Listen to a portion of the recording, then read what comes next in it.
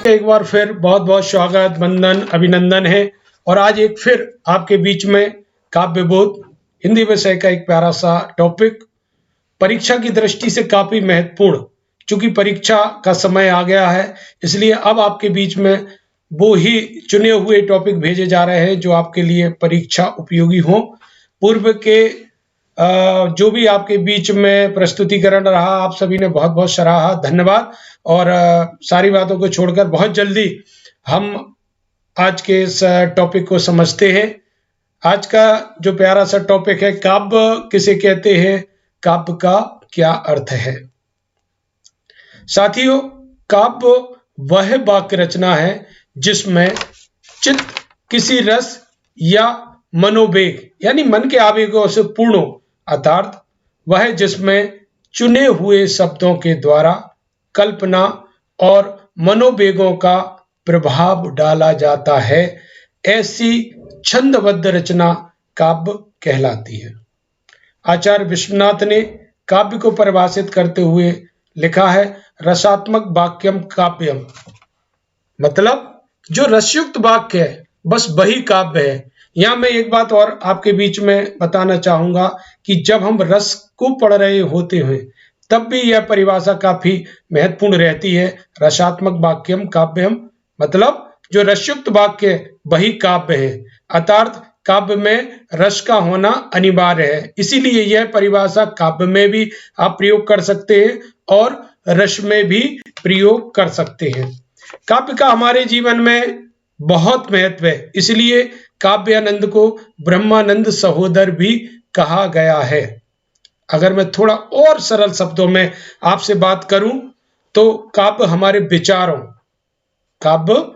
विचारों और संकल्प, जो हमारे संकल्प होते हैं, उनकी शाब्दिक अभिव्यक्ति है। मनुष्य की वाणी में जो शब्द विधान,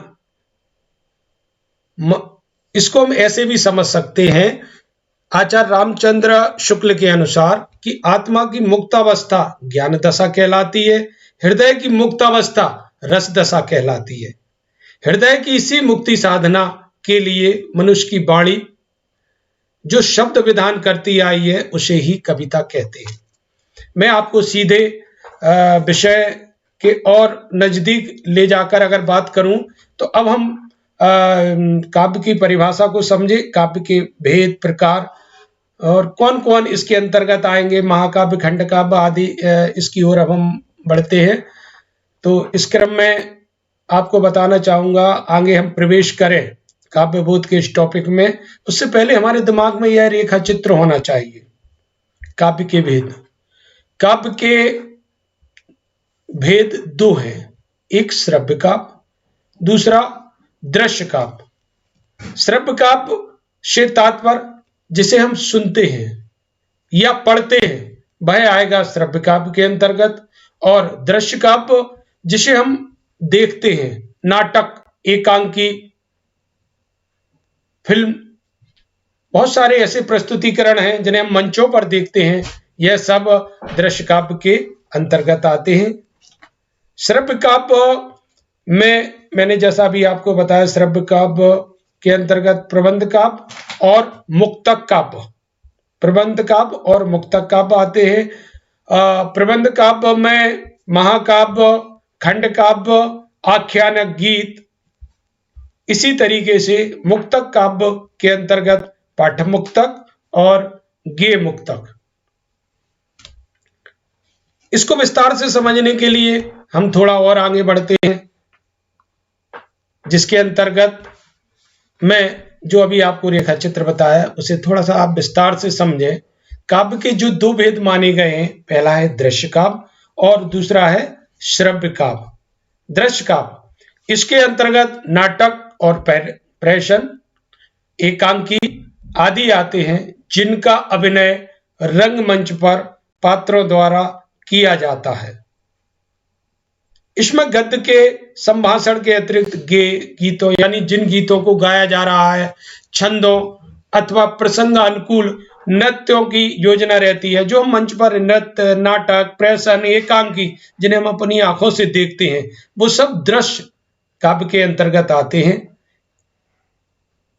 इसके अतिरिक्त अगर बात करें श्रव्य काव्य, तो जिस काव्य को पढ़कर या सुनकर आनंद प्राप्त किया जाए वह श्रव्य काव्य कहलाता है। पुनः आपका ध्यान इस ओर चाहूंगा, श्रव्य काव्य में केवल इतना ना समझे कि जिसे आपने सुना। जी हाँ, जिसे आपने रेडियो आदि पर सुना है, जैसे आप किसी से कहानी सुन रहे हैं, वो सब श्रव्य काव्य के अंतर्गत तो आएगा ही, लेकिन इसके साथ जिस काव्य को आपने पढ़ा है, पढ़कर या सुनकर, यानी पढ़ना को भी श्रव्य काव्य के अंदर पढ़कर या सुनकर आनंद प्राप्त किया जाए वह श्रव्य काव्य कहलाता है।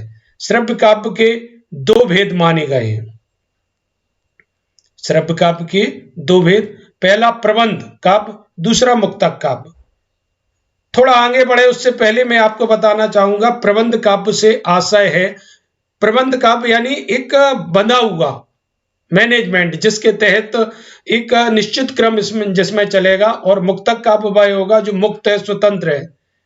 इसको विस्तार से आगे समझेंगे, लेकिन इससे पूर्व में आपको इतना जरूर आपके समझ में होना चाहिए कि प्रबंध यानी एक, जैसे अगर शुरू से लेकर के आखिरी तक का प्रबंध काव्य के अंतर्गत आएगा। मुक्त काव्य में पहला छंद दूसरे छंद से स्वतंत्र रहता है।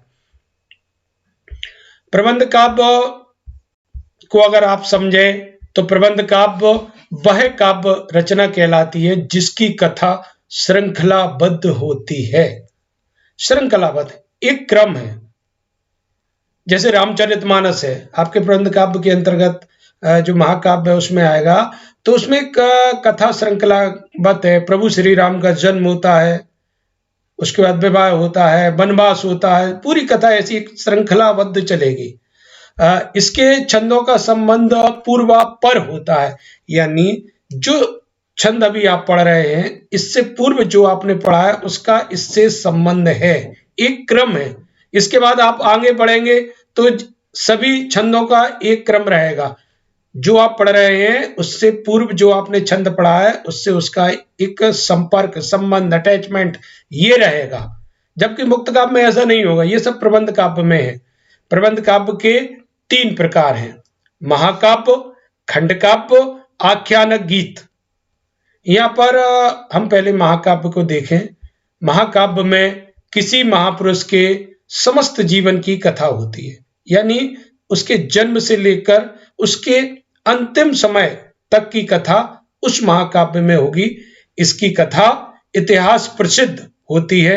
इसका नायक उदात्त चरित्र वाला, धीर, वीर, गंभीर होता है। महाकाव्य का श्री गणेश मंगलाचरण से होता है। कोई भी महाकाव्य का जो प्रारंभ होगा, शुभारंभ होगा, तो उसका पहले मंगलाचरण होगा। मंगलाचरण में जो कवि होता है वो अपने इष्ट की, प्रभु का आह्वान करता है, और वहां से जो भी जिस विषय को लिख रहा है उसका आह्वान करते हुए उसके प्रारंभ करता है। रामचरितमानस एवं अन्य महाकाव्य में ऐसा है। आप इसको पढ़ेंगे तो विस्तार से आप वहां समझ सकेंगे। महाकाव्य में श्रृंगार, शांत और वीर में से कोई एक रस प्रधान होता है। शेष रस गौड़ होते हैं, यानी शेष रस भी हैं, ऐसा नहीं कि उसमें शेष रस है, लेकिन कोई एक रस प्रधान है। अगर वो महाकाव्य श्रृंगार से जुड़ा है, शांत से जुड़ा है, वीर रस से जुड़ा है, कोई एक रस का प्रधान होगा, और बीच बीच में उसके अन्य रस भी आते रहेंगे। महाकाव्य सर्गबद्ध होता है, यानी उसमें विभिन्न कांड होते हैं।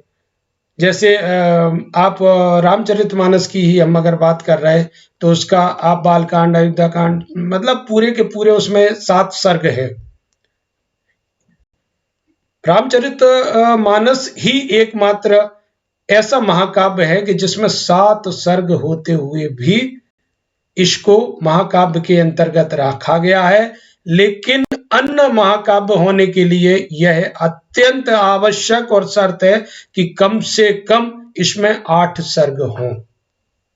एकमात्र रामचरितमानस का स्थान इतना उच्च है कि उसमें 7 सर्ग होते हुए भी उसे महाकाव्य के अंतर्गत और इस विश्व का सबसे श्रेष्ठ महाकाव्य कहा जाता है। अन्य के लिए 8 होना आवश्यक है। हिंदी के कुछ प्रमुख महाकाव्य और उनके रचयिता के नाम देखें। रामचरितमानस जिसकी चर्चा कर रहे हैं गोस्वामी तुलसीदास जी हैं। रामचंद्र का श्री केशवदास जी, साकेत श्री मैथिली शरण जी गुप्त, कामायनी श्री जयशंकर जी प्रसाद, पद्मावत श्री मलिक मोहम्मद जायसी। ये आपके हिंदी के प्रमुख महाकाव्य हैं जिनकी चर्चा हम करते रहते हैं। इसके अतिरिक्त और भी हिंदी के जो प्रमुख महाकाव्य हैं जिनको विस्तार से आप विभिन्न कक्षाओं में पढ़ेंगे, लेकिन यहाँ मैं आपको सीधा जो प्रबंध काव्य के उपरांत हमने पढ़ा महाकाव्य और उसके बाद है खंड काव्य। खंड काव्य भी प्रबंध काव्य का एक भेद है। इसमें मैं आपको एक बात स्मरण कराना चाहूंगा, सावधान करना चाहूंगा। महाकाव्य का कोई टूटा हुआ हिस्सा खंड काव्य आप ना समझें। खंड काव्य भी अपने आप में पूर्ण है। ये इसका अपने आप में एक विशिष्ट प्रस्तुतिकरण है। खंड काव्य भी प्रबंध काव्य का एक भेद है। इसमें जीवन की किसी एक घटना या मार्मिक अनुभूति का पूर्णता के साथ, ध्यान दीजिए, पूर्णता के साथ चित्रण किया जाता है। खंड काव्य, जैसा कि मैंने आपसे कहा, खंड काव्य जीवन का ना तो खंडित चित्र है, ना महाकाव्य का अंश है। इसे कभी कभी हम महाकाव्य का अंश समझने की भूल करते हैं। नहीं, यह महाकाव्य का अंश नहीं है। यह अपने आप में एक पूर्णता लिए हुए है। बस इसमें किसी एक घटना, किसी एक अनुभूति, किसी एक घटना और मार्मिक अनुभूति का पूर्णता के साथ चित्रण किया गया है। यह सीमित आकार में स्वतः पूर्ण रचना है। आकार छोटा है लेकिन अपने आप में एक पूर्ण रचना होती है। खंड काव्य के उदाहरण पंचवटी, जयद्रथ वध, नहुष, सुदामा चरित, मिलन, पथिक आदि। और खंड काव्य को ठीक से समझने के लिए हम इसकी कुछ विशेषताएं को समझ लेते हैं। जीवन की किसी एक घटना का वर्णन रहता है।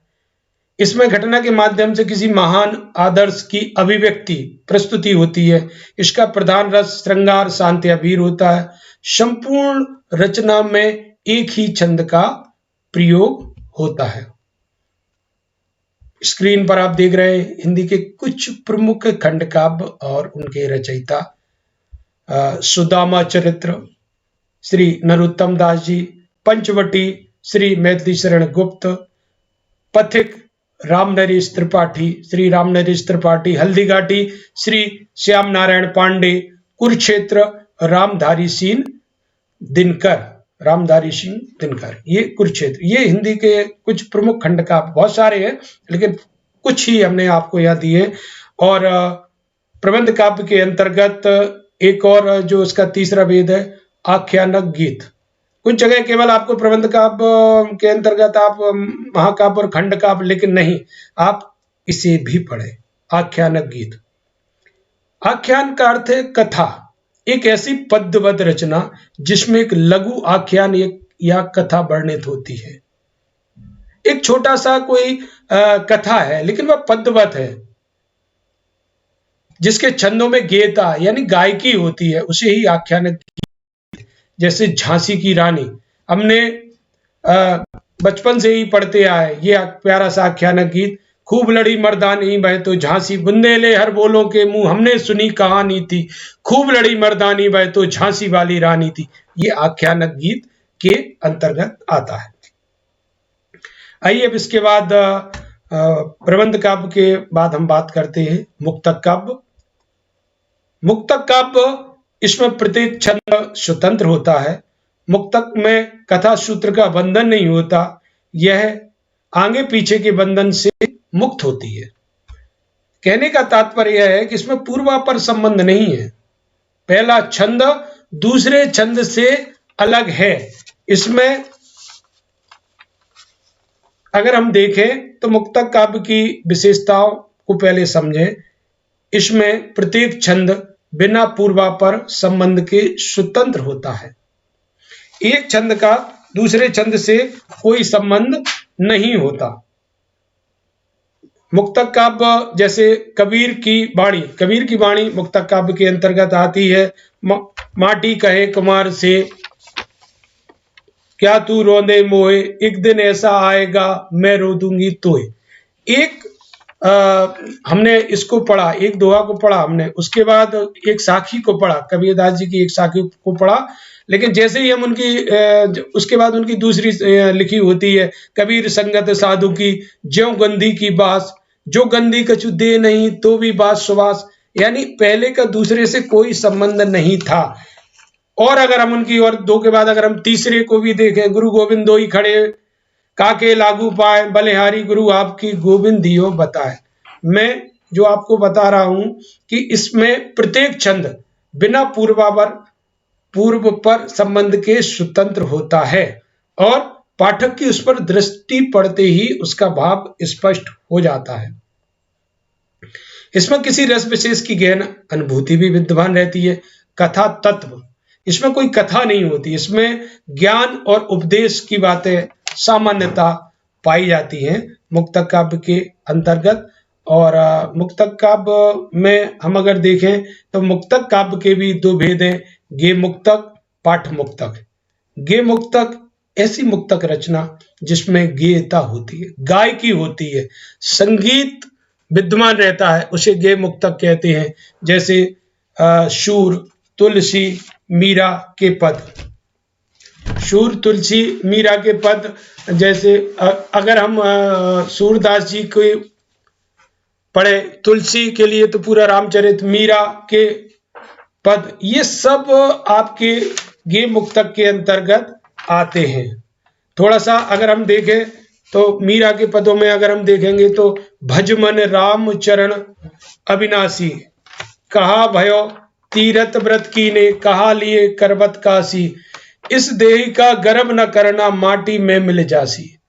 मैंने यहाँ पर केवल आपको सामान्य प्रस्तुतिकरण ही दिया है आपको समझाने की दृष्टि से, लेकिन मीराबाई के पद को बहुत ही सुंदर आदर भाव से गायक गाते हैं। पायो जी मैंने राम रतन धन पायो, ये सब आपके गे मुक्तक के अंतर्गत आता है।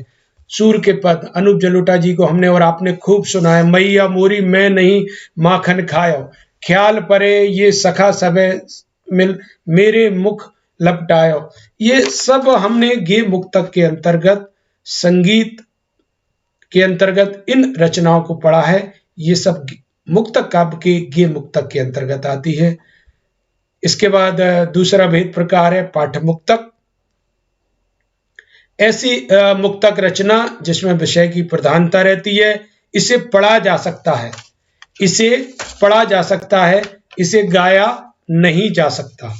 इसमें किसी एक भाव या अनुभूति की गहनता रहती है, उसे पाठ मुक्तक कहते हैं। जैसे बिहारी, कबीर, रहीम के दोहे इसी श्रेणी के अंतर्गत आते हैं। अगर हम श्रेष्ठ कवि बिहारी को पाठ मुक्तक के अंतर्गत देखें तो उनकी एक बहुत सुंदर रचना, समय समय सुंदर सबे, रूप कुरूप न कोय, मन की रुचि जेती जिते, तिन तेती रुचि होए। ये आपकी उसके अंतर्गत आएगी पाठ मुक्तक। और मैंने अभी आपको बताई है गुरु गोविंद दो ही खड़े, काके लागू पाए, कबीर संगत साधु की, ये सब इनको पढ़ा जा सकता है, इनको गाया नहीं जा सकता। ये आपकी मुक्तक काव्य के अंतर्गत आएगी। और निश्चित रूप से आपको बहुत अच्छी तरह से समझ में आ गया होगा। पुनः आप सभी का बहुत बहुत धन्यवाद। और बहुत जल्दी ही परीक्षा उपयोगी, परीक्षा नजदीक है और परीक्षा के समय की तैयारी के हिसाब से मैं आपके बीच में अब वीडियो भेज रहा हूं और बहुत जल्दी आपको पुनः इंतजार कीजिए। आपके बीच में एक नया वीडियो लेकर बहुत जल्दी हाजिर होने वाला हूं। बहुत बहुत धन्यवाद। जय हिंद।